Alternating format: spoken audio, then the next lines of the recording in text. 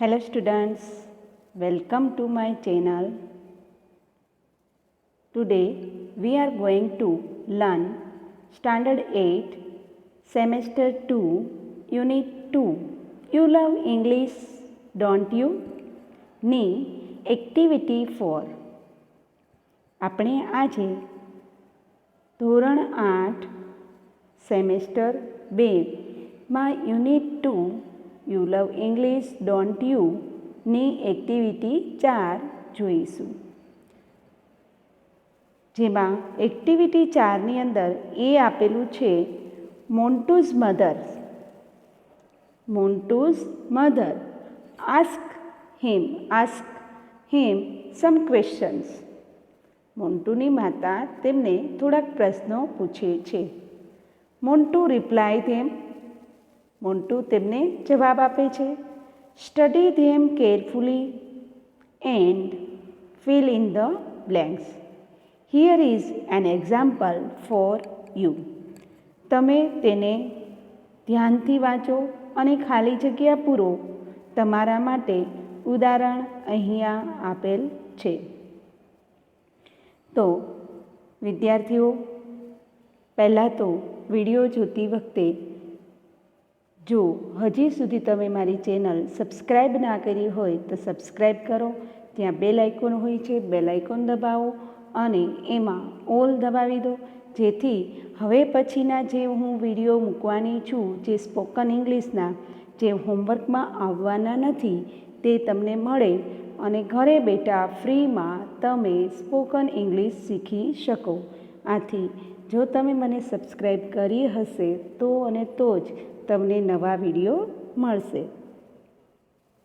તો આપણે જોઈશું એક્ટિવિટી 4A, જેમાં આપણે જે મોન્ટુની માતાએ મોન્ટુને કેટલાક પ્રશ્ન પૂછ્યા છે અને જેના રિપ્લાય મોન્ટુએ આપેલા છે, અને એમાં એ પહેલાં આપણે રીડ કરીશું, ધ્યાનથી વાંચી લઈશું અને fill in the blanks. First આપણે એક્ઝામ્પલ આપેલું છે અહીંયા. Mother said in the morning. Mother said in the morning you went to school didn't you. મધરે કહ્યું, સવારમાં તું સ્કૂલે ગયો હતો? તું સ્કૂલે ગયો? Didn't you. અહીંયા ક્વેશ્ચન ટેગ બનાવ્યો છે. વેન્ટ આપ્યું, વેન્ટ આપેલું છે, જેથી અહીંયા આ સેન્ટેન્સ છે એ ભૂતકાળનું બની ગયું. એટલે ભૂતકાળનો જે સહાયક ક્રિયાપદ છે ડીડ લેવાનું, અને હકાર છે વેન્ટ ટુ સ્કૂલ, તો સ્કૂલે ગયો. તો અહીંયા ક્વેશ્ચન ટેગમાં ડીડન્ટ આવશે અને સર્વનામમાં યુ આપેલું છે તો યુનો યુ રહેશે. જ્યારે ક્વેશ્ચન ટેગ ગ્રામરનો પોઈન્ટ મોકલીશ ત્યારે તમને આ વધારે ખ્યાલ આવશે. હવે તમને પ્રશ્ન પૂછ્યો તો એ મોન્ટુએ શું આન્સર આપ્યો? Montu said yes I did. હા, હું ગયો હતો. Mother said you were with your friends. તું તારા મિત્રો સાથે હતો? તો અહીંયા જુઓ વેર આપેલું છે અને હકાર છે, તો અહીંયા શું આવશે? Weren't. Were plus not, weren't. અને કર્તા તરીકે યુ છે, સર્વનામ યુ છે, તો વેરન્ટ યુ. પ્રશ્નાર્થ ચિહ્ન આપેલો છે એટલે વેરન્ટ યુ ફિલિંગ ધ બ્લેન્ક્સમાં આવશે. Montu said yes I was. હા, હું મારા મિત્રો સાથે હતો. ત્યાર પછી આપેલું છે mother sad there was a school bag in your hand. There was a school bag in your hand.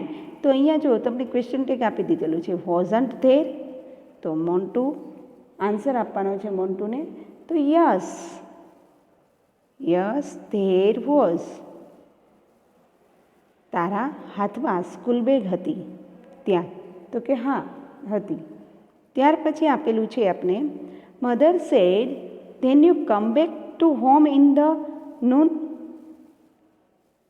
પછી તમે બપોરે પાછા ફર્યા? તો એમાં જો કેમ આપ્યું છે, ભૂતકાળનું રૂપ છે એટલે ડીડન્ટ. અહીંયા હકાર છે એટલે અહીંયા નકાર કરવો પડે, ડીડન્ટ. અને સર્વનામ કર્તા તરીકે યુ એટલે અહીંયા આવશે યુનું યુ, ડીડન્ટ યુ.